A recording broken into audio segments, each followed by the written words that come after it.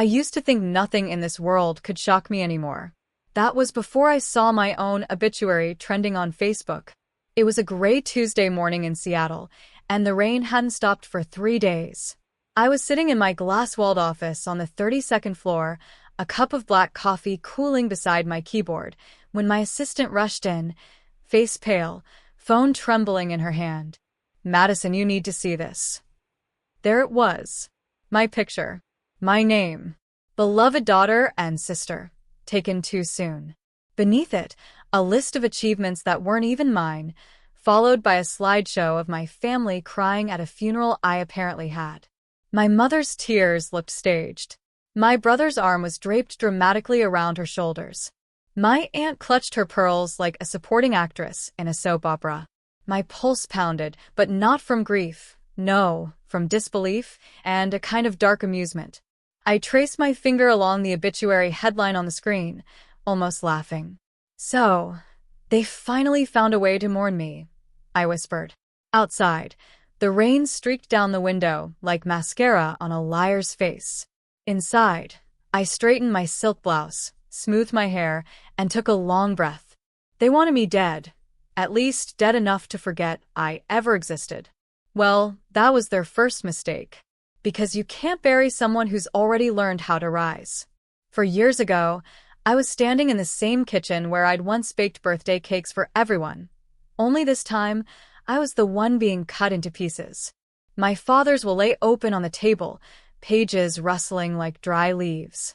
My brother, Ethan, leaned back in his chair with that smug little smirk he wore whenever he thought he'd won something. My mother avoided my eyes, stirring her tea as if the sugar crystals at the bottom held all the answers. "So that's it?" I asked quietly. "Dad left everything to Ethan?" Ethan shrugged. "You left the family business, Madison. You quit. Why would Dad trust you with a company?" I remembered that day vividly, the sting of betrayal hotter than the coffee cooling in my trembling hands. I didn't quit. I refused to lie for him. There's a difference. My mother finally looked up, her lips thin. "You always did have a flair for dramatics, dear. You should have just kept your mouth shut." I felt something inside me break, cleanly, like glass snapping in half. My voice came out steadier than I felt. "You want me gone? Fine. You'll never have to see me again."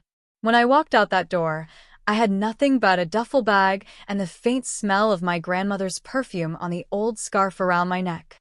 She'd given it to me before she passed, whispering, "When people bury you with lies, baby girl, come back with truth." That scarf became my armor. I slept with it when the loneliness clawed too deep. I wore it when I applied for jobs that paid less than bus fare. I remember one night, so broke I counted coins for dinner, whispering to myself in the mirror, "They'll read about me one day. Just not in the way they expect." And with that, I wiped my tears, tied my grandmother's scarf tighter, and stepped into the cold, determined to build a life from the ashes they left me in. That was the night Madison Graves died. And the woman I became, the one they'd soon mourn at a fake funeral, was born. Starting over was nothing like the glossy motivational quotes made it sound. It wasn't poetic. It was survival, raw, messy, and exhausting. I rented a studio apartment barely bigger than a walk-in closet. The walls were cracked, the heater hissed like it held a grudge, and the only furniture I owned was a second-hand desk I'd dragged in from the curb. Still, it was mine, every creak, every chipped tile. For the first time in my life, the silence around me was honest. During the day, I worked at a diner downtown, pouring coffee for people who didn't look me in the eye. At night, I devoured online business courses, teaching myself marketing, budgeting, and branding until my eyes burned. I'd always had my father's sharpness, just not his corruption. I decided I'd use that same instinct to build something cleaner, something mine. That's when I met Claire Matthews, a retired marketing executive who came into the diner every morning for her half-sweet vanilla latte and 3 napkins. She noticed the sketches I made between shifts, logos, packaging ideas, brand mock-ups. One morning, she leaned across the counter and said, "You've got an eye, sweetheart. Ever think about doing this for real?" Claire became my mentor. She taught me how to negotiate, how to see through people's motives, how to walk into a room like I owned it, even if I was shaking inside. When she offered to help me launch a small design agency, I almost said no. The scared girl inside me didn't believe she deserved it. But Claire looked at me and said, "Don't let ghosts run your life, Madison. Not even the living ones." So I leapt. The first year was brutal. I worked 16-hour days, slept 4, and doubted everything. But the clients came one by one.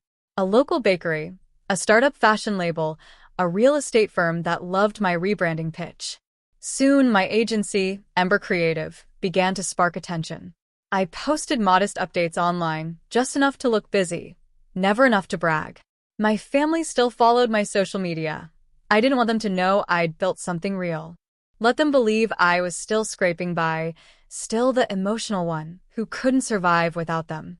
But behind those quiet updates was an empire growing. Contracts, investors, recognition. By the third year, Ember had gone national, and I had an office overlooking Puget Sound, a small team who respected me, and the freedom to breathe. Sometimes, at night, I'd stand by that window with my grandmother's scarf around my shoulders, watching the city lights flicker like tiny rebirths. I'd whisper, "You did it, Madison. You didn't just survive them. You outran them." But even as success wrapped itself around me, there was still an ache, a ghost that hadn't been exorcised yet. I thought I'd buried my past for good. Then came the message, the one with the headline that froze me in place. Local businesswoman, Madison Graves, dead at 32.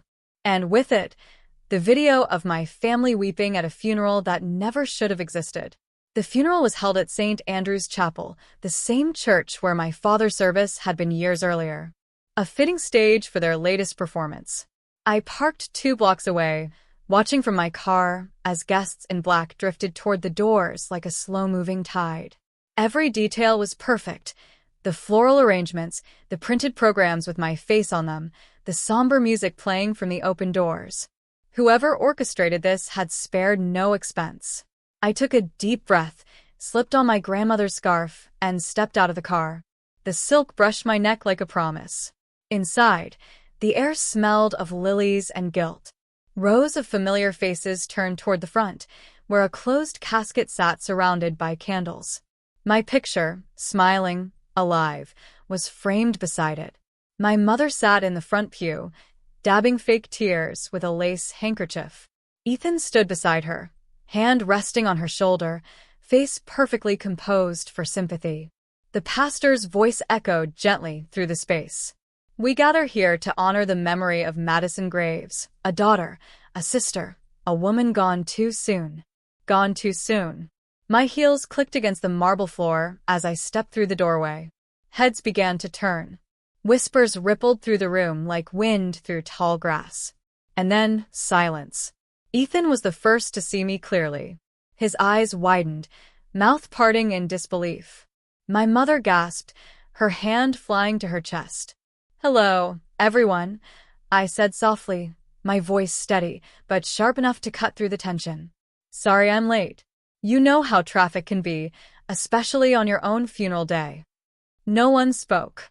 I walked down the aisle slowly, the echo of my heels marking every heartbeat in that chapel.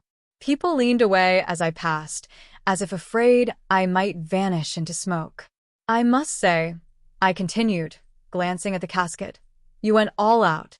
Flowers, candles, even a program. Classy touch." I picked up one of the funeral pamphlets and flipped through it, though I would have appreciated a better photo. My mother's voice trembled. "Madison, this isn't we thought." "What?" I interrupted gently. "You thought I was dead?" I turned to Ethan. "Or, did you need me to be?" Ethan's jaw clenched. "We didn't fake anything. There was a mistake. A report." "A report you didn't bother to verify before collecting the insurance check?" I raised an eyebrow. Gasps spread through the room. "You see, I've been alive and well, building something real while you were all busy writing my eulogy." I let my gaze sweep over the crowd.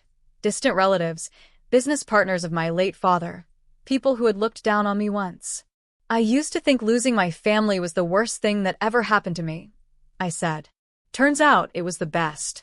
Because without your lies, I never would have learned what truth feels like. Then, I turned toward the projector screen, frozen on the image of my mother crying at the pulpit. I walked up, took the remote, and switched it off. This show's over. The hush that followed was heavy, electric. I pulled an envelope from my bag and handed it to the pastor. This, I said clearly, is a legal notice. I now own the Graves family company. Every share, every asset. Bought it quietly through third parties over the last 2 years. The color drained from Ethan's face. My mother's lips trembled. I smiled faintly. So, when you cried over my coffin, you were really burying your own empire. No one moved. The only sound was the faint crackle of a candle flame beside the casket. I turned toward the door, pausing just long enough to add, "Consider this resurrection my final miracle." And then I walked out, alive, powerful, and untouchable. 2 weeks after the funeral, my attorney arranged a meeting at the Graves Corporation headquarters, my family's old kingdom. I hadn't set foot in that building since the day I'd walked away with nothing but a scarf and a broken heart. Now, the security guard greeted me with "Good morning, Ms. Graves," and the elevator doors opened to a lobby that bore my name in polished gold letters. Ethan and my mother were already waiting in the conference room. The air was thick with discomfort, that same heavy silence that follows a thunderstorm, right before everyone realizes the damage. Ethan spoke first. "You didn't have to humiliate us like that, Madison." I smiled faintly, settling into the chair at the head of the table, his old chair. "Oh, I didn't do it to humiliate you. I did it to remind you that I'm not the ghost you tried to erase." My mother looked older, fragile in a way I hadn't noticed before. "What do you want from us?" she whispered. I leaned forward, folding my hands. "I want honesty, accountability, and maybe a bit of redemption if you're willing to earn it." Ethan scoffed. "You can't just buy a company and act like you own us."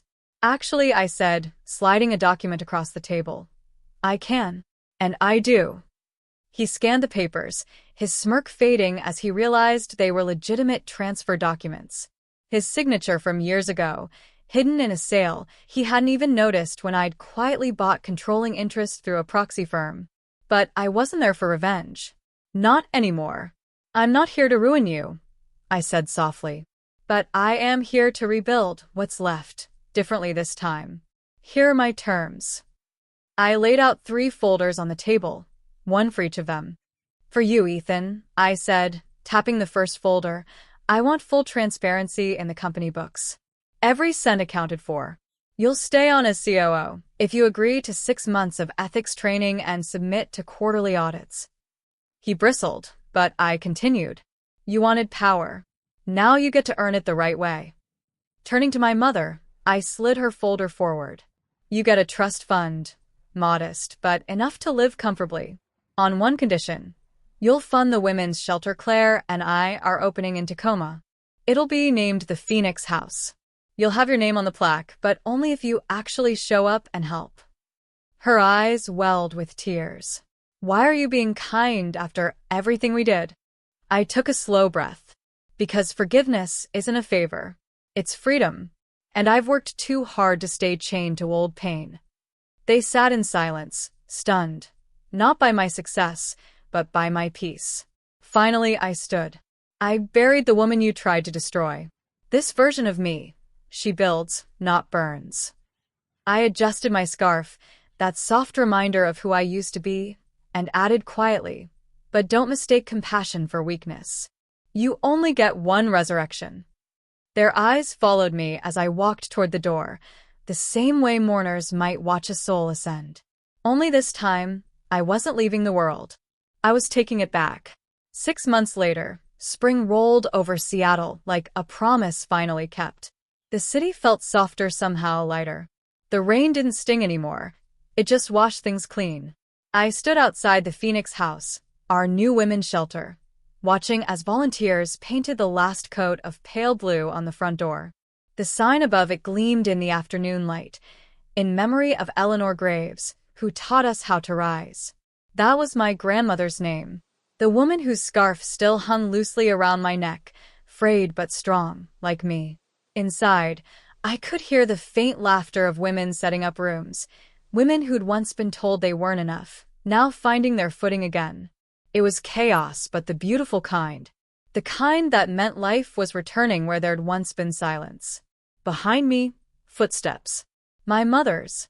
She walked slowly, but her shoulders weren't as heavy as before. She'd kept her word. Every week, she came to volunteer, cooking meals and listening to the women's stories. Sometimes she'd cry, but never out of guilt anymore. Out of understanding. "You did something good here, Madison," she said softly. I smiled, keeping my eyes on the door. We did. Ethan had changed too. He'd taken the training seriously, stopped cutting corners, and even earned back some of my respect. The business was cleaner now, smaller, humbler, but finally honest. For once, the Graves' name meant something again. Later that night, after everyone had left, I sat alone in the shelter's office.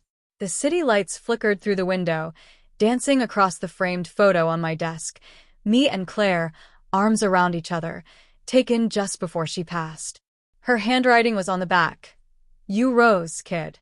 Now help others do the same." I traced the words with my thumb, feeling that familiar burn of gratitude behind my ribs. I thought back to that day in the chapel, the shock on their faces, the silence, the fear. And then I thought of this moment, peace, purpose, and laughter echoing down the hall. Maybe that's what rebirth really means. Not erasing the past, but transforming it. I stood, pulling the scarf from my shoulders, and draped it over the back of the chair, leaving it behind for whoever needed it next. Looking out into the night, I whispered, half to myself, half to the universe. They cried at my funeral, but I didn't die that day. A smile tugged at my lips. I was just finally born.